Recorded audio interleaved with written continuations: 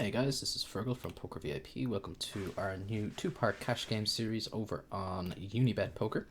So this is actually a new site that's only just become available in Ireland for myself. I have not been able to play out on it up until recently, which is a great shame because it is, by all accounts, one of the weakest sites going. There's no HUDs allowed, which is fantastic news because a lot of regular grinders don't like that fact, but it makes the overall pools a lot weaker. And it's also quite an anonymous site as well, so you can have multiple kind of personalities on the site. So you can have various different usernames and different tables and so on. So a lot of cool features going from that point of view. We're not going to be showcasing those features. As you can see, we just have a single profile of Fergal Burger across all tables, just for simplicity's sake, but it is a feature that is available if you wanted to get involved in that. So we're going to be playing 4 tables of 10 NL throughout the series. We're going to, following the same format as we usually do, we will be just playing, live playing. This isn't a pre-recorded session or anything close to it. I'm just chatting through as my thought process as each and every situation arises. So unfortunately the 6s would have liked to see a flop with it. We can't really defend, especially when we're not closing the action here versus the 3-bet.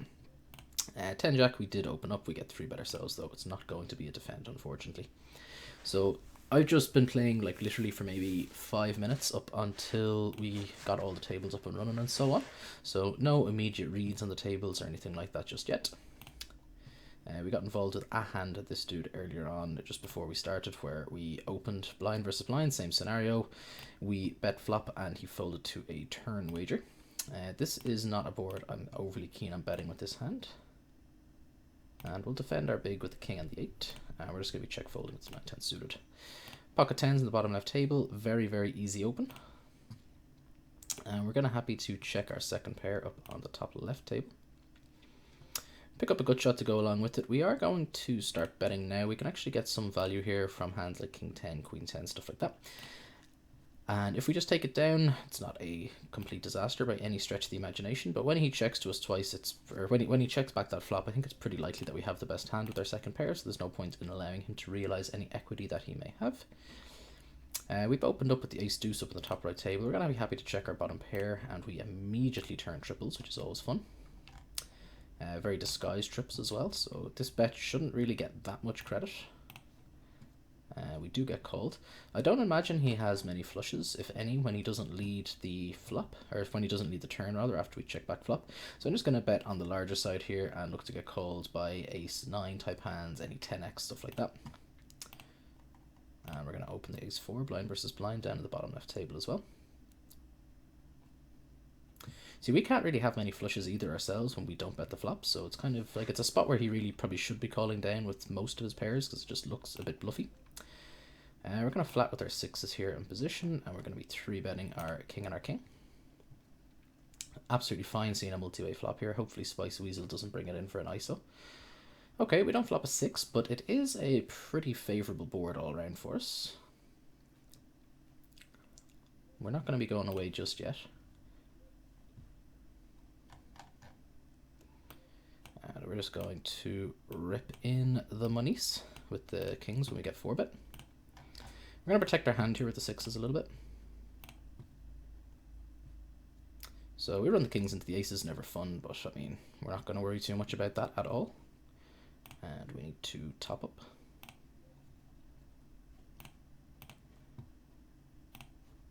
Obviously, any time where you've got 100 bigs and you have the kings and you run into the aces, there is nothing you're going to be able to do there. You are destined to lose a stack, and that is all there is to be said about that. And we're going to be 3-betting the baby suited ace X. Definitely would prefer a fold here, but let's just go to plan B. We are going to fire, and there are a decent number of turns that we will continue to barrel. This is not really a particularly great one to do so. We are going to start this off with a check, and hopefully we see a free river. If he does bet, I think we're going to have to give this one up. When he chooses this sizing, we do not. So we still do beat his kind of some of his draw type hands, and he takes that line with the 3-5, which is peculiar. I was going to say we beat some kind of like straight draws and stuff like that. I was never really going to expect him to show up at bottom pair there when he bets the turn that size, because he's just pricing us in with all of his hands essentially. But we'll take it. We get there and we pick up a little bit of good fortune, which is deserved after running the kings into the aces, so we don't mind that. We're definitely going to want to get involved with this dude. I'm not keen on 3-betting with this type of hand, even though I would be 3-betting pretty frequently. But based on what we've seen, we're more than happy to get involved and just get to play a lot of pots in position against him now. So we flop the 2 overs with the flush draw. We're going to call. Raising is a very viable option here as well, of course. Versus this kind of player who I would imagine is going to be calling down way too light in certain spots though. I think calling and allowing him to make mistakes later on later streets is going to be more beneficial than just raising and trying to realize any fold equity that we have. I'm just going to call again here. And we will be jamming if he bets river. If he has a full house or a better flush, then we are very sad.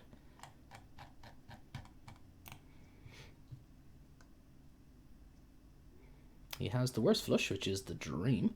He actually had top pair on the flop, so we weren't in amazingly good shape there, but we weren't in terrible shape either, so obviously raising and getting it in would have been fine, but I think I like how I played it, given our read on that player based on the previous hand, so I'm okay with it.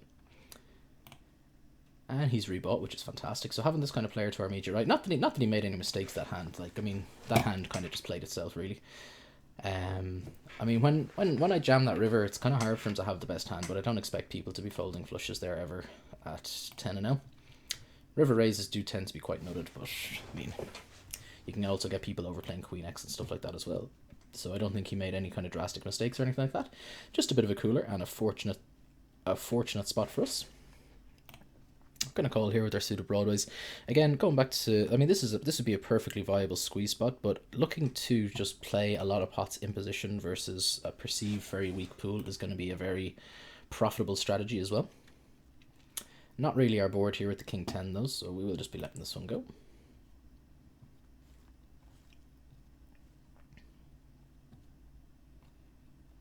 I have to say I quite like the software on this site. As I say, this is the first time I've been playing on it, and it seems very easy to use, very intuitive. And I didn't have to make any adjustments to the settings or anything like that to get it to do what I want to do.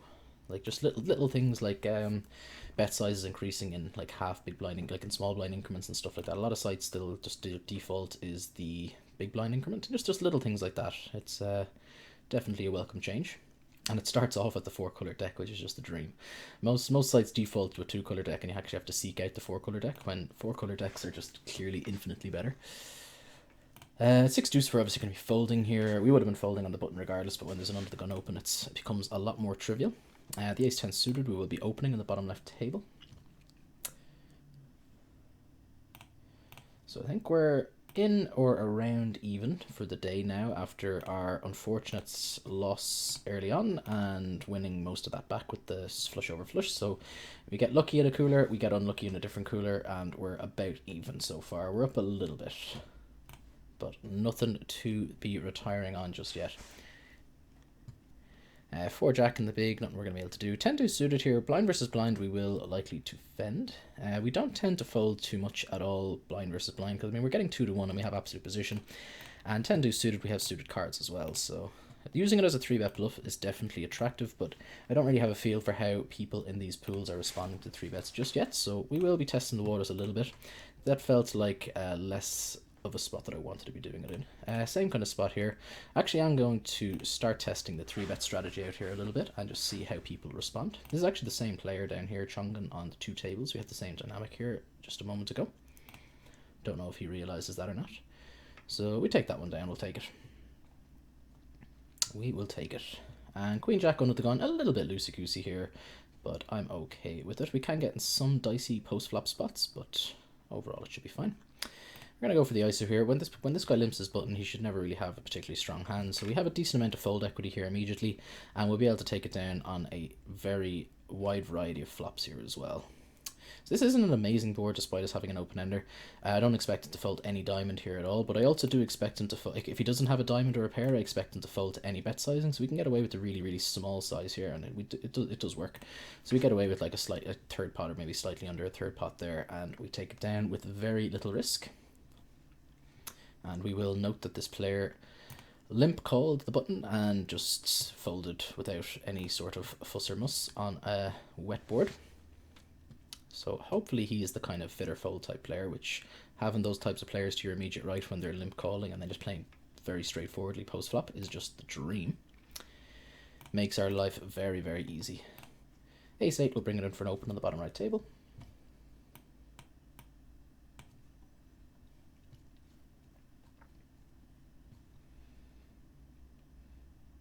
Don't mind just taking that down here and now.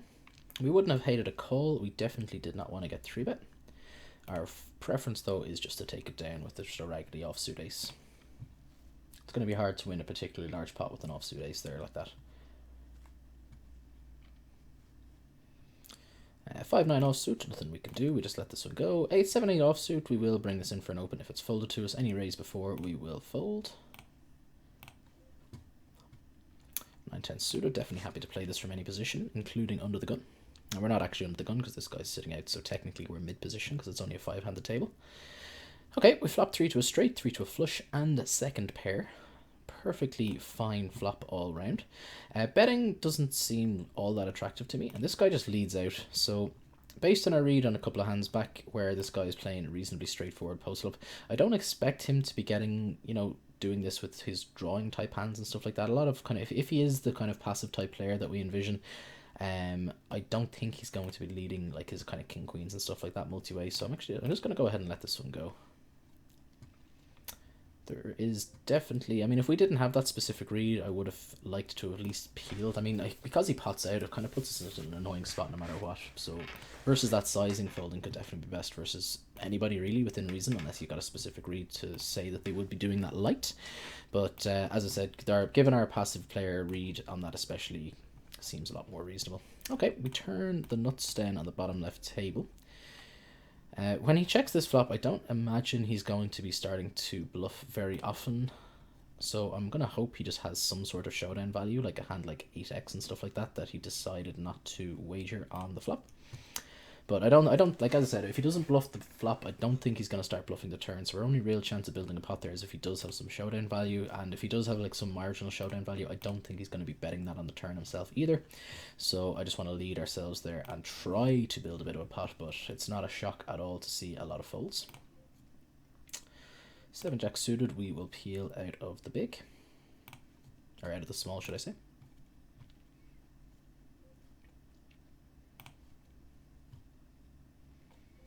Really our board. No backdoors really. A couple of marginal backdoors, gut shot, straight draws, but nothing to be overly chuffed about. No diamond either. This is going to be a pretty trivial check fold.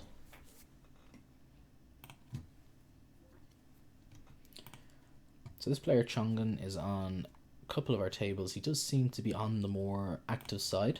Obviously, as I said, there's no hoods or anything like that in this site, so we don't know that for sure, but based on what I've seen, he does seem to be opening a decent chunk of a fair share of his pots anyway. So having him to our right at both tables is a fine situation, having the more aggressive players to your right. We're definitely going to be going for the ISO again versus this player based on our read from prior. This would be a pretty easy ISO against most people though, to be honest. And we just flop, almost, I mean not quite the nuts, but let's face it, we flop pretty much the nuts. Okay, so he decides to pot out here. I'm just gonna call. So maybe our fold in the last hand was bad if he's kind of doing this with, you know, more hands than we would expect him to be doing it with. Maybe our fold with the 9-10 suited wasn't particularly amazing. Hopefully he just pots it again. Easy call, obviously. Okay, so our read was obviously painfully inaccurate if he's just doing this with ace queen no heart. He's obviously on the more aggressive side post flop. That's a bit of a wild hand to be doing that with, to be perfectly honest. But okay, we'll take it. Good thing we didn't raise the flop because I don't imagine he's going to be calling it off with ace queen high there. We'll take it. Easy open here with the king queen suited. We get 3-bet by Donk Chris. We will likely defend here. So we're getting a little bit 2.5 to 1 or close to it. Not quite 2.5 to 1, but not a mile off. We have a very reasonable suited Broadway. We will go for the call. Using this hand as a 4-bet bluff has some merit, but we haven't seen all that much 3-betting, so I don't know if we should be 4-betting at all, really, to be perfectly honest. Like certain pools, you do notice it, because I play on a lot of different sites, you do notice a lot of the pools can behave very, very differently. And some pools, they just do not 3-bet bluff, or very rarely. They just, like, obviously you can never say that they just never 3-bet bluff, but they do it with, you know, not a high degree of frequency at all. So in those kinds of pools, like 4-bet bluffing is just crazy because you're just asking for trouble. If you're 4-bet bluffing against a really, really strong range, it's just never going to be good. Flop top pair down in the bottom right versus our friend Shongan. We will have a wager when checked to. And we get called. We pick up a gut shot up on the top right table. I am going to bet again here. Try to get him to fold a pair under a king. Which I would assume... I mean, if he calls the flop, he obviously had some kind of showdown value. Or maybe he just had, like, you know, a queen high flush draw or something like that that he decided to peel. But no matter what, we'll take it. Definitely don't ever mind taking a pot down with ace high. We get 3-bet again here by Don Chris. Okay, so we're going to have to keep an eye on this player, see if he is 3-betting more than we expect the average pool member to be doing, and we need to adjust accordingly if he is. Just going to have a quick fly around, see if we have him at any other table. I don't see him.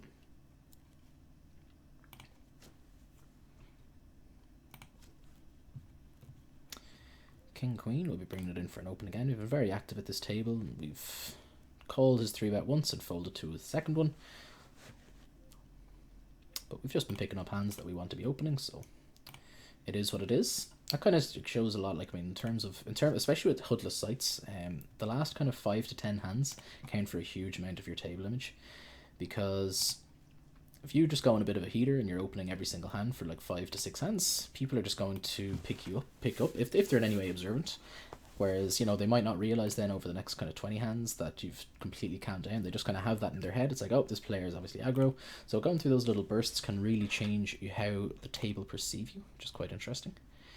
Okay, we're going to wreck this queen if Kevin BT checks to us. So you obviously block a lot of queen X and puts him in an annoying spot. Like delayed c-bets, like when we check back the flop and we start betting this card, it's very, very credible that we have hands like, you know, king, queen and stuff like that. Don't want to get called, but we do, unfortunately. We have like a really marginal amount of showdown here. He can have like some 7x that has now been counterfeited. He can have some under pairs. You can also have just like some ace highs and stuff like that. And he can have missed flush draws, that kind of thing. But I don't expect to win too often, which we don't, yeah. Kind of annoying that the queen came on the turn, so, but it was a nice card for us to rep. I think our line is perfectly reasonable, but we have to just shut down them when we do get called. Especially on the queen specifically, because like if he has any kind of, like if he ever doesn't 3-bet a hand like say 10s pre, it's just so much less credible that we have the queen. So he's just always going to call with those types of hands. And even a hand like ace high might call down, just hoping for the chop and stuff like that as well. Alright, 4-5 suited, flop is pretty dealer. Flop pair, we have a backdoor flush draw and a weak backdoor straight draw. We are going to peel once. We call dealer. Okay. 4 doesn't change a massive amount, because obviously, I mean, if he has an ace, he's still beating us. We're just going to go for the check call here. So he has the 10 queen, so actually he had the heart draw on the flop, so he had a ton of outs against us, but we lock it up on the turn, or have him drawn to the chop. Going to be opening the king jack off. If Kevin limps, I was going to say if Kevin opens, we will be 3-betting. If he limps, we're absolutely ISOing. And we take it down. No harm, no foul. We take it. We'll take it.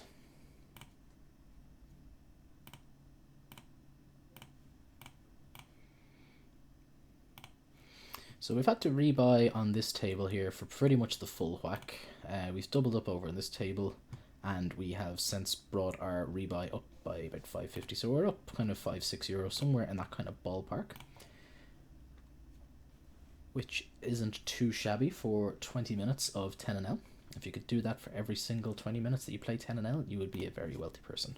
Or at least I would anyway. I have played quite a lot of 10NL in the past. 9-10, we'll be bringing it in for an open. We will be folding the 4 and the 6.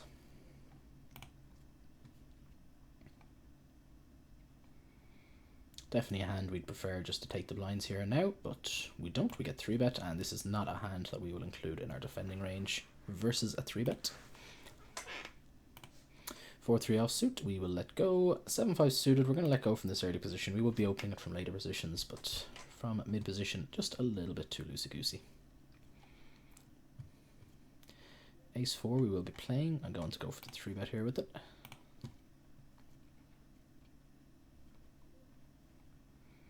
we have the ace and the ace. We're bringing in for an open from under the gun.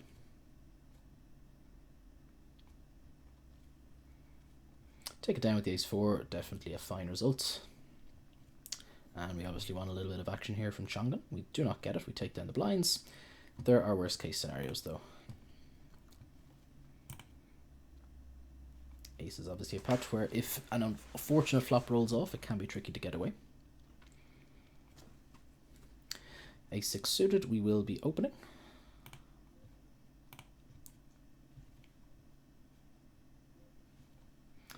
Ace-4 from early position, we'll let go. 8-4, we cannot defend. And the 10-jack, we will just be folding here as well.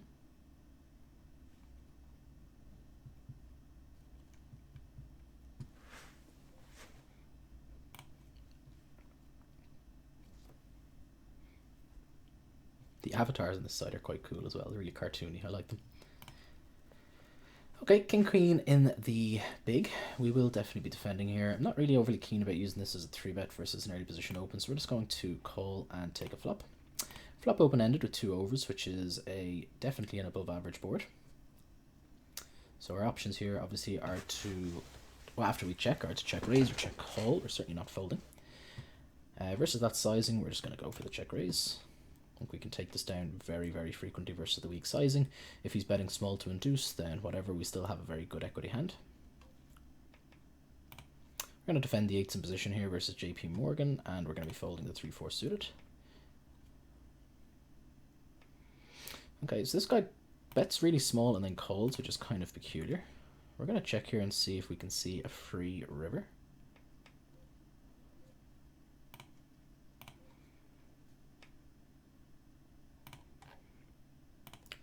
Okay, so we have, we've got close to the nuts here. We obviously don't have the stone cold nuts, but we don't have a mile off either, so we are going to bet it for value. Snaps us off with the ace queen, so a very, very optimal card for us, giving him the toppest of the pairs and us the newt flush. Bit of a questionable call of the check raise in my book, but he had 2 overs with the gut shots of the nuts. Definitely not disastrous. I don't like his sizing full stop them. On the flop, I don't like his sizing at all. We decided just to flat here. We do get squeezed. We are going to call. Not really our board. If this player makes any sort of reasonable wager, we're just going to let him have it. It's a nice bet size. I like the third slot pot sizing here. We're actually getting a reasonable price here to draw, but the problem is we can be drawing incredibly slim here. So we're just going to go ahead and let him have this one.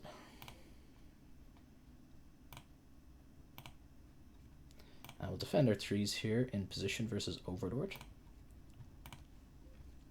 On this board, like a lot of his Broadway combos have obviously hit here. Our 3s are definitely going to be the best hand sometimes, but getting our hand to showdown will be very, very tricky when we are ahead. So we're just going to go ahead and let this one go. And do we want to wager our 7s here? No, I don't think so.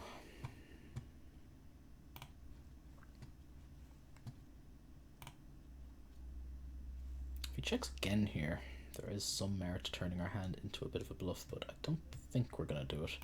We do still have some showdown value for sure, so we're just going to try to get there. Obviously a dream river for us. So we're going to be going for value if he checks to us. We're going to be going for a decent chunk of value. So we can go pretty big here. I'd expect him to call with all of his Jack X. I don't think he has any Ace X as played, but all of his Jack X, probably even 10X probably calls here, to be perfectly honest. Because our hand just looks like a bluff, right? It's kind of hard for us to have that many hands that we want to play this way and then bet the river for value. So like 8-9 will bet the turn. Like we can't really have straights. King Queen will obviously have started betting. Any of my ace X will probably have started betting as well. So unless I'm choosing this sizing with a jack, it's really, really difficult for us to have value here. So I wouldn't be shocked if we get looked up here pretty light. He's in the tank anyway.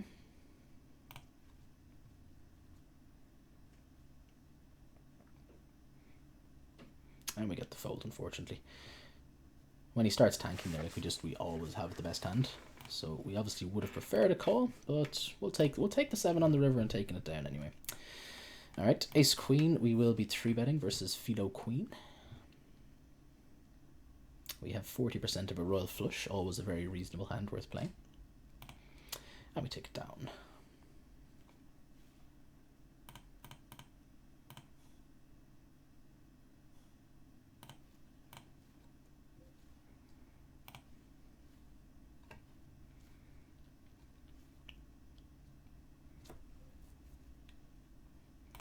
Four jack offsuit, we will be folding. The deuce five offsuit, we will be folding, and the 8 tray offsuit in the big. Hopefully we just get a walk. We will be folding to any raise here as well. Ace queen, pretty easy open, obviously. Sevens, we might elect to 3-bet here versus a button open. It's just folded to us, so we have the option to just open raise ourselves, which is fine. This player has 3-bet us a couple of times now already. I'm actually just going to go ahead and go for the 4-bet and not fold versus him.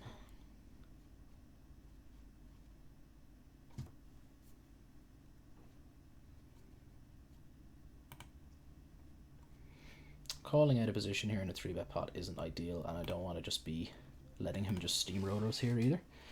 This is a little bit grim. I'm going to go ahead and bet though.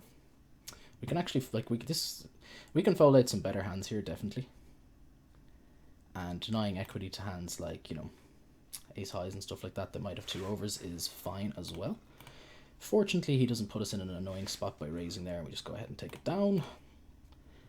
And the king 9 suited here, because we're so deep, we are going to go ahead and play it. When this guy 3-bets, we don't, but we would have flatted here, defended our button, and looked to play a reasonable size pot on favourable boards, but we don't get the opportunity after JP Morgan thwarts our plan. The queen 8 getting 2 to 1, we will certainly call. Using it as a 3-bet bluff is also perfectly viable. Folding is out of the question to me. We will fold here even with our 3 to a straight. Just too many hands he has that will have connected with it, or she.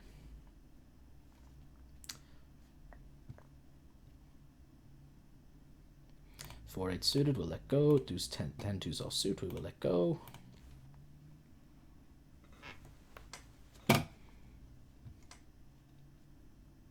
And the 10 deuce we're going to be folding on the button as well. We open the button wide, we do not open it that wide.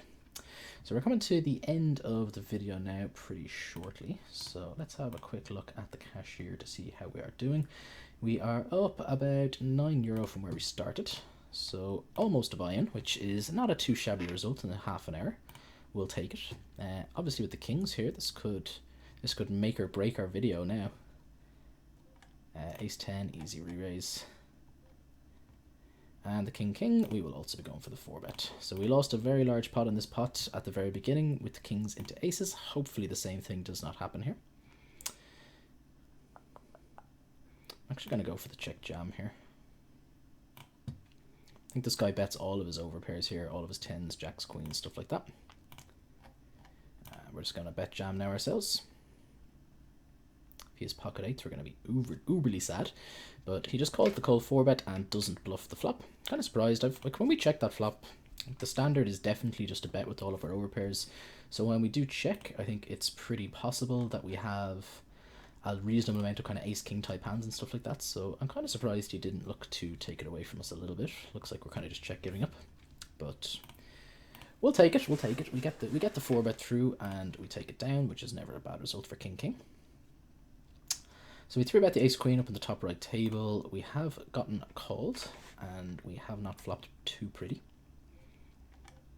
We flop a flush draw up in the top left table, blind versus blind though. We will bet and look to fold out all of his low pocket pairs and so on. I'm actually just going to give up the ace queen. Definitely on the nittier side there, but just being out of position really stinks there. And our hand is just quite face up, so he can kind of barrel us with a lot of impunity. 6-9 offsuit, we will fold, and 6-3 suited if it's folded to us. Actually, versus this player, he does seem on the more aggressive side. I will actually let him have this one.